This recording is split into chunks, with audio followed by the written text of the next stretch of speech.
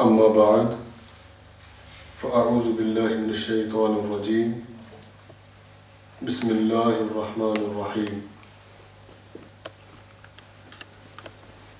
إنا أنزلناه في ليلة القدر وما أدراك ما ليلة القدر ليلة القدر خير من 1000 شهر تنزل الملائكة والروح فيها بإذن ربهم من كل أمر سلام هي حتى مطلع الفجر آمنت بالله صدق الله العظيم وصدق رسوله النبي الكريم الأمين إن الله وملائكته يصلون على النبي يا أيها الذين آمنوا صلوا عليه وسلموا تسليما اللهم صل على سيدنا ومولانا محمد وعلى آل سيدنا ومولانا محمد وأصحاب سيدنا ومولانا محمد وبارك وسلم الصلاة والسلام عليك يا سیدی یا رسول اللہ. معزز سامعین کرام، قابل احترام میرے بزرگوں اور دوستوں، السلام علیکم ورحمۃ اللہ وبرکاتہ.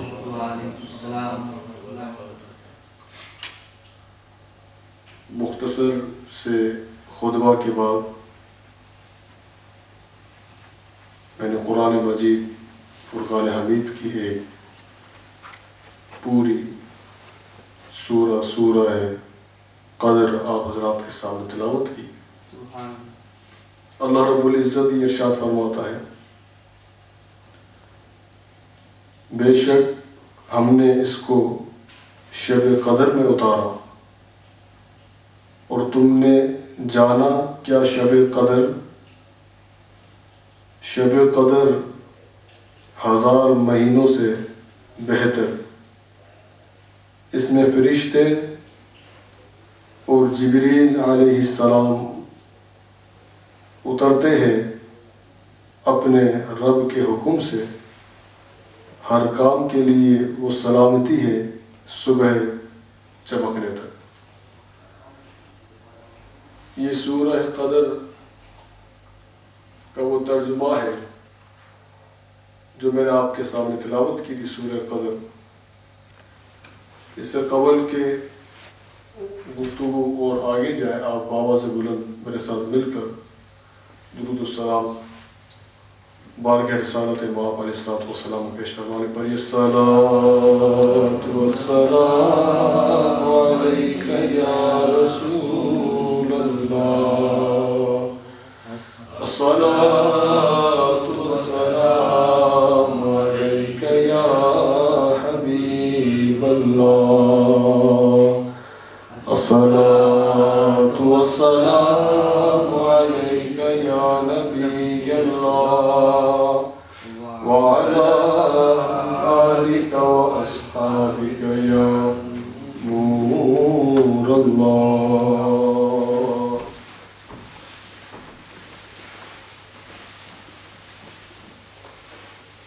ماہ رمضان المبارک کا 25واں روزہ اور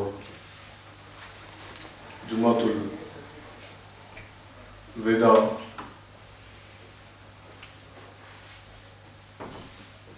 بقیہ جو دن باقی ہیں، بڑے کم ایام باقی ہیں، کچھ ہی دنوں میں رمضان کا یہ مہینہ ہم سے رخصت ہوگا، اور پھر ہم نہیں جانتے کہ آئندہ سال یہ مہینہ ہمیں دیکھنے کے لیے نصیب ہو یا نہ ہو.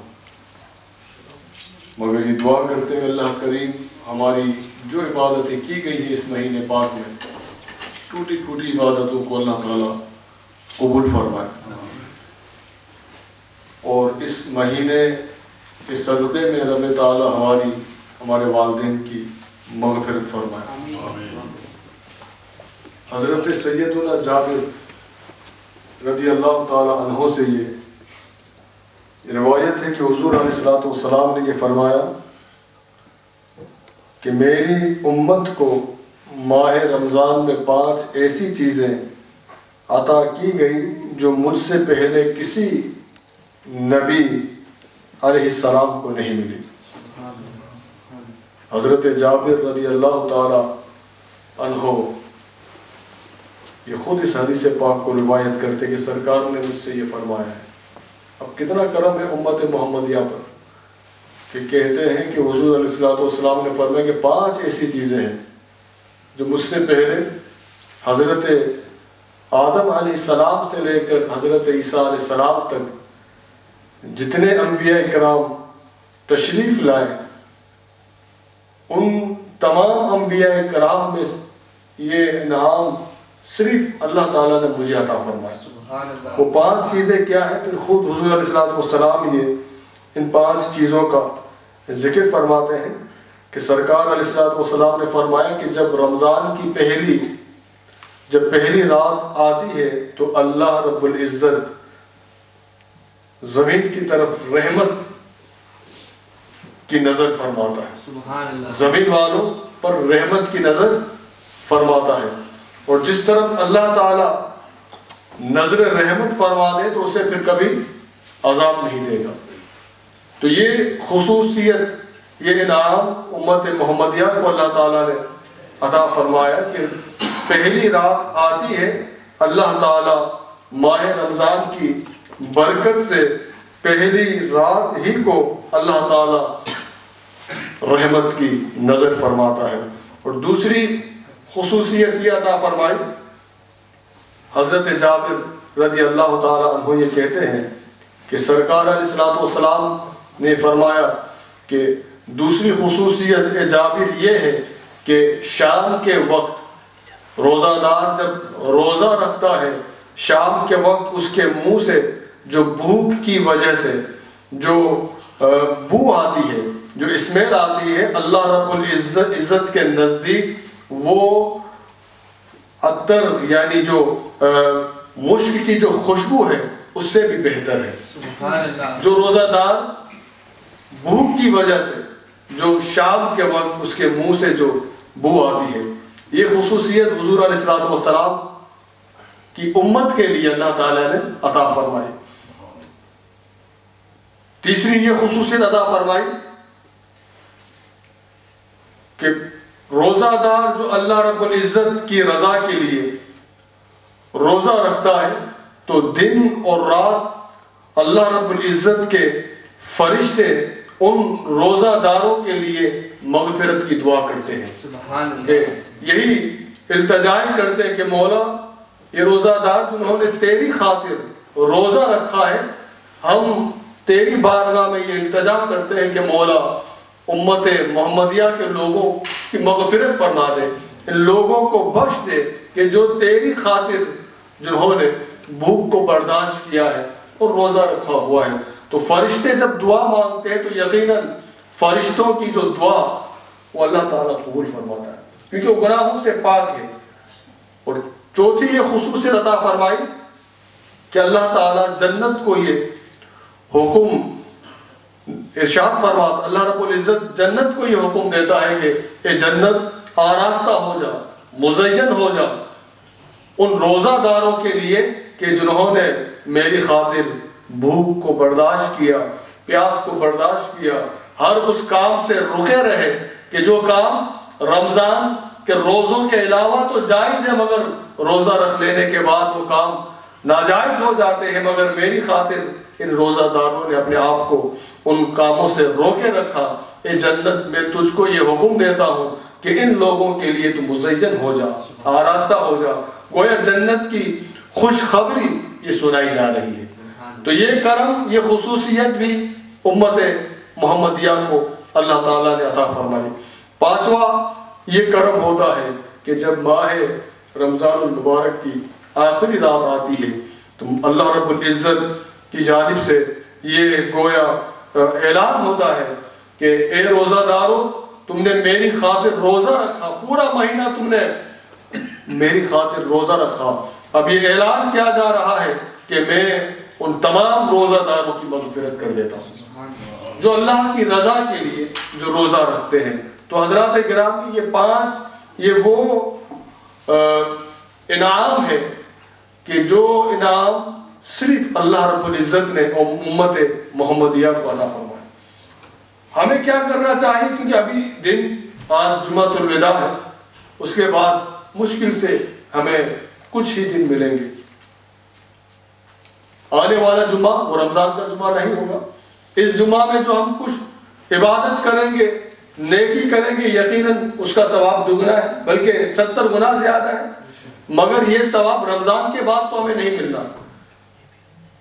ہمیں ان مبارک جو دن باقی ہے اس میں ہمیں ایک کام کرنا چاہیے کہ اپنے گناہوں کی توبہ طلب کرنی چاہیے۔ ہمیں دعا مانگنی چاہیے کہ رب تعالیٰ ان مبارک دنوں کی برکت سے، اس مبارک دنوں کے صدقے میں رب تعالیٰ ہماری مغفرت فرما دے، رب تعالیٰ ہمارے گناہوں کو معاف فرما دے۔ کیونکہ حضور علیہ السلام نے یہ فرمایا کہ 3 لوگوں کی دعا کو اللہ تعالیٰ رد نہیں فرماتا۔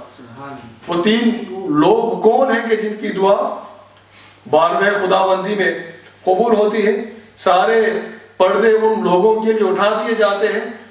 ویسے تو علامہ اقبال صاحب نے لکھا ہے کہ جو بات دل سے نکلتی ہے وہ اثر رکھتی ہے، پر نہیں مگر طاقت پرواز رکھتی ہے۔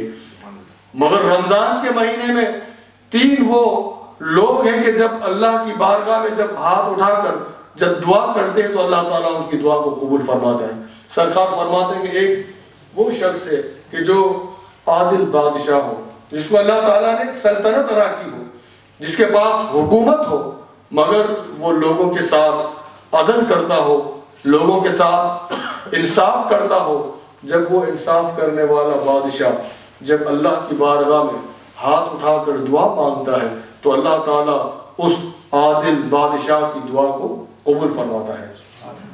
دوسرا وہ شخص جس پر ظلم کیا جا رہا ہو، جو مظلوم ہو، مظلوم پر جب ظلم ہوتا ہے، مظلوم جب ظلم برداشت کر کے ظلم کو سہنے کے باوجود جب سہتا رہتا ہے اور جب ہاتھ اٹھا کر اپنے رب کی بارگاہ میں جب التجا کرتا ہے، جب کوئی چیز کا سوال کرتا ہے، کوئی چیز مانگتا ہے، تو وہ مظلوم کی دعا جس وقت مانگی جائے اللہ تعالیٰ اس مظلوم کی دعا کو بھی رد نہیں فرماتا، قبول فرماتا ہے۔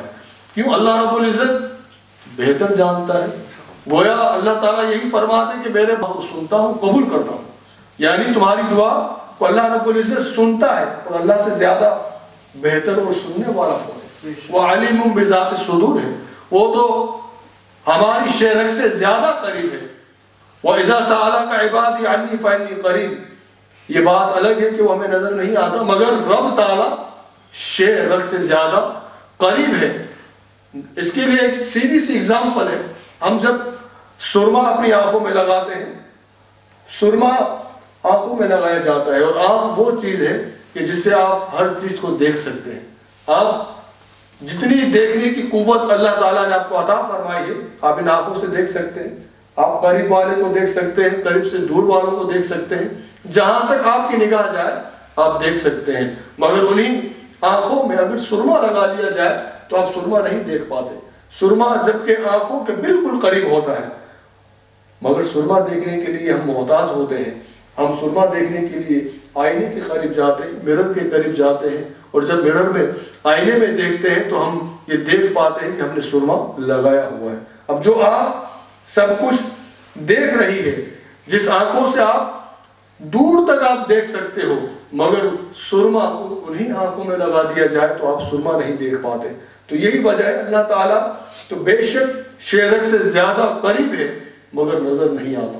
جس طرح سرما کو دیکھنے کے لیے آپ کو ضرورت پیش آتی ہے مرر کی، آئینے کی، اسی طرح اگر آپ چاہتے ہو کہ اللہ تعالیٰ تو شہرک سے زیادہ قریب ہے، مگر رب تعالیٰ کی معرفت کس طرح حاصل ہو، رب تعالیٰ کی قرب خدا کس طرح ہم حاصل کریں، اس کے لیے جو علماء کرام نے جو فرمایا ہے کہ بہترین جو راستہ ہے وہ اللہ رب العزت کے نیک بندے ہیں، وہ مردان خدا ہیں کہ ان کی بارگاہ میں اگر ہم چلے جائیں، یہ وہ مردان خدا ہیں، یہ وہ نیک بندے ہیں کہ ان کی صحبت اختیار کر لیں اور پھر ان کی صحبت میں بیٹھ کر اپنے رب کو پکاریں، یقیناً ان بندوں کے وسیلے سے اللہ تعالیٰ ہماری دعاؤں کو بھی سنتا ہے، اللہ تعالیٰ کا قرب بھی ہمیں حاصل ہوتا ہے۔ یہی وجہ ہے کہ جتنے بزرگان دین کی جو خدمات ہیں ہم دیکھ سکتے ہیں کہ وہ چاہے حضور خواجہ غریب نواز معین الدین چشتی، وہ بھی اگر انہوں نے حاصل کیا تو خواجہ عثمان ہارونی کی بارگاہ میں وہ گئے، اور ان کو جو پیغام دیا، ان کو جو تعلیم دی وہ یہی تھی کہ نفل کی تعلیم دی، قرآن کریم کی تلاوت کی تعلیم دی، اور پھر وہ مرتبہ انہیں عطا ہو گیا کہ آپ معین الدین بن گئے۔ تو بہرکیف اللہ رب العزت شرک سے زیادہ قریب ہے، مگر ہمیں ضرورت ہے کہ ہم پہچانیں اللہ رب العزت کی معرفت کو حاصل کریں۔ اس کے لیے نیک بندوں کی محبت، اللہ کے ولیوں کی محبت کا ہونا ضروری ہے۔ تو اس مہینے میں اللہ تعالیٰ سے جو دعا مانگی جائے اللہ تعالیٰ قبول فرماتے ہیں۔ اگر ان سے یہ پوچھا تو یہ شکوہ کرتے ہیں کہ ہم تو دعائیں مانگتے رہتے ہیں مگر ہماری دعائیں قبول نہیں ہوتی۔ حضور علیہ السلام نے فرمایا کہ جو بندہ جب دعا مانگتا ہے تو اس کی دعا 3 باتوں سے خالی نہیں جاتی۔ وہ 3 باتیں کون سی ہیں؟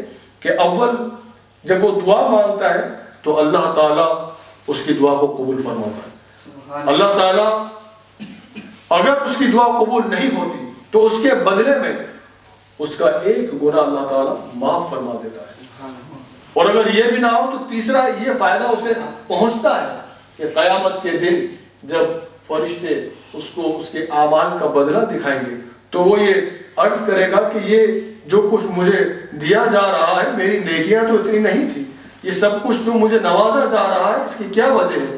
فرشتے یہ کہتے ہیں کہ اللہ کے بندے یہ تیری وہ دعائیں ہیں جو تو مانگتا رہتا تھا مگر وہ دعائیں تیری قبول نہ ہوئی، آج قیامت کے دن ان دعاؤں کا ہی تجھے اجر مل رہا ہے۔ وہ شخص یہ عرض کرے گا کہ مولا کاش میری کوئی دعا قبول نہ ہوئی ہوتی تاکہ قیامت کے دن اس کا اجر مجھے اور زیادہ ملتا۔ تو حضرات گرامی، دعا قبول ہو یا نہ ہو مگر یہ دعا 3 باتوں سے خالی نہیں جاتی جو میں نے عرض کی۔ اور پھر حضرت یوسف علیہ السلام کے والد گرامی حضرت یعقوب علیہ السلام 80 ایئرز تک 40-80 سال انہوں نے اپنے فرزند حضرت یوسف علیہ السلام کی جدائی میں وہ دعا مانگتے رہے، ان کی جدائی برداشت نہ کی، جبکہ یہاں تک کہ ان کی بینائی چلی گئی مگر وہ دعا پہ دعا مانگتے رہے۔ 80 سال تک انہوں نے بارگاہ خداوندی میں دعا کی، کوئی شکوہ نہیں کیا۔ 80 سال کے بعد ان کی دعا کو اللہ تعالیٰ نے قبول فرمایا۔ حضرت موسیٰ کلیم اللہ علیہ السلام 40 سال تک آپ دعائیں مانگتے رہے کہ یا اللہ فرعون کے لشکر سے مجھے نجات دے، انہیں فرعون کو غرق فرما۔ 40 سال کے بعد آپ کی دعا کو اللہ تعالیٰ نے قبول فرمایا۔ تو 40 سال تک وہ بھی دعائیں مانگتے رہے۔ تو دعا ہمارا کام ہے کہ دعا مانگتے رہنا، اب یہ رب کا کام ہے وہ عطا کرے یا نہ کرے، مگر ہمیں امید رکھنی چاہیے، بلکہ امید نہیں بلکہ یقین رکھنا چاہیے۔ اللہ تعالیٰ تو وہ نوازنے والا ہے، اللہ تعالیٰ تو عطا فرمانے والا ہے کہ وہ اگر نوازنے پہ آئے تو نواز دے زمانہ، وہ کریم ہی جو ٹھہرا تو کرم کا کیا ٹھکانا۔ تو ان ایام میں جو دن باقی ہیں ہمیں اللہ تعالیٰ سے خوب خوب دعائیں مانگتے رہنی چاہیے۔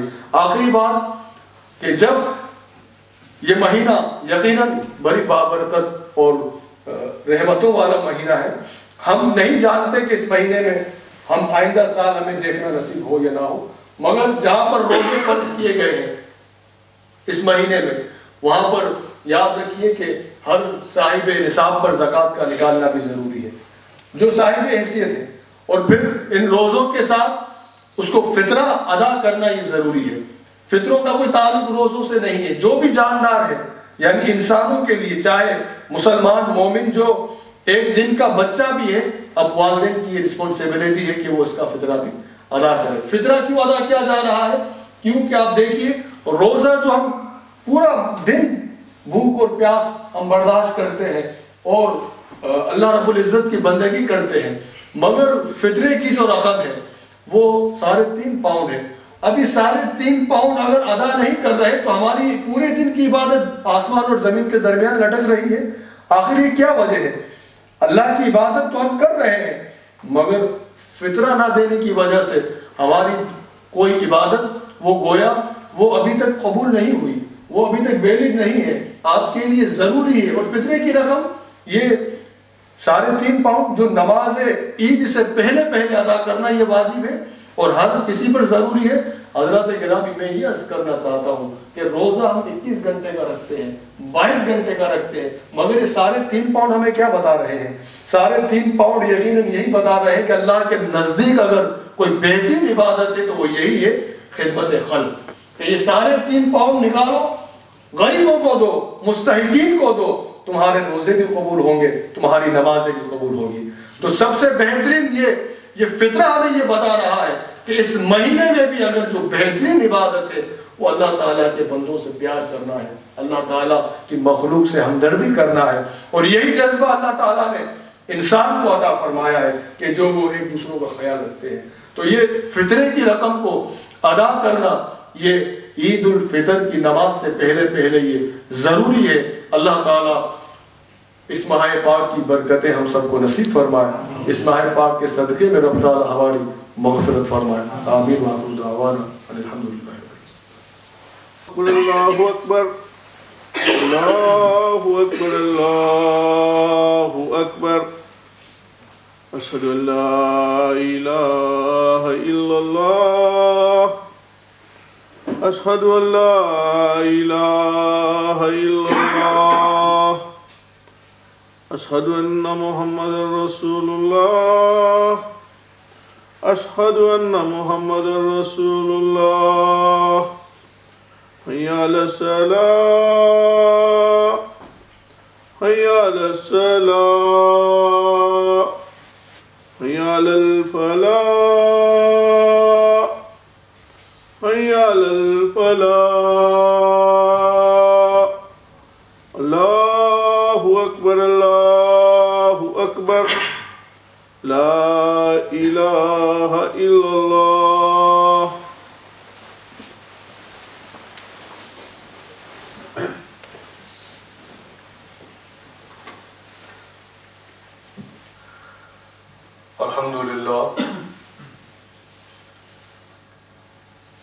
الحمد لله الذي هدانا إلى سبيل الهداية والإيمان وجعلنا من أهل الإسلام والإيقان. أشهد أن لا إله إلا الله وحده لا شريك له،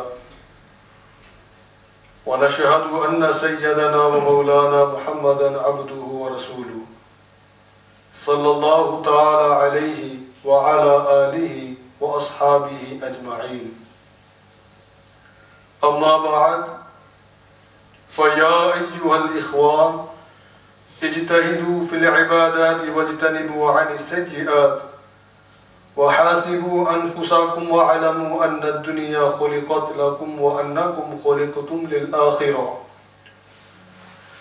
قال الله تعالى في القرآن الكريم: بسم الله الرحمن الرحيم. يا أيها الذين آمنوا اتقوا الله حق تقاته ولا تموتن إلا وأنتم مسلمون. بارك الله لنا ولكم في القرآن العظيم، ونفعنا وإياكم بالآيات والذكر الحكيم. إنه تعالى جواد كريم ملك رؤوف رحيم.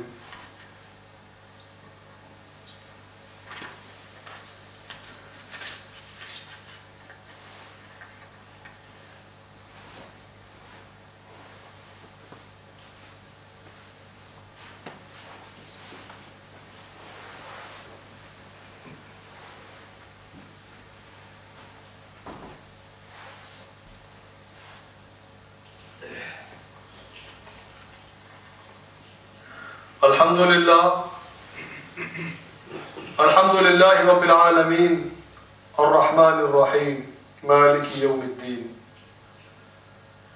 والصلاة والسلام على أشرف الأنبياء والمرسلين. أما بعد، فأعوذ بالله من الشيطان الرجيم. بسم الله الرحمن الرحيم. إن الله وملائكته يصلون على النبي يا أيها الذين آمنوا صلوا عليه وسلموا تسليما. اللهم صل على سيدنا ومولانا محمد وصل على جميع الأنبياء والمرسلين وعلى جميع الملائكة المقربين وعلى جميع الصحابة والتابعين، خصوصا على سيدنا أبي بكر الصديق رضي الله تعالى عنه، وسيدنا عمر بن الخطاب رضي الله تعالى عنه، وسيدنا عثمان بن عفان رضي الله تعالى عنه، وسيدنا علي بن أبي طالب كرم الله تعالى وجهه الكريم ورضي الله تعالى عنه، وسيدنا حسن وسيدنا حسين رضي الله تعالى عنهما، وعلى أمهما سيدة النساء فاطمة الزهراء رضي الله تعالى عنها، وسيدنا حمزة وسيدنا عباس رضي الله تعالى عنهما، وعلى من تبعهم إلى يوم الدين. اللهم أعز الإسلام والمسلمين، اللهم أهلك الكفرة والمشركين، اللهم اغفر لنا ولوالدينا ولجميع أمة نبينا صلى الله عليه وسلم يا رب العالمين. إن الله يأمر بالعدل والإحسان وإيتاء ذي القربى وينهى عن الفحشاء والمنكر. اذكروا الله يذكركم وادعوه يستجب لكم ولذكر الله تعالى أعلى وأولى وأعز وأجل وأتم وأهم وأكبر.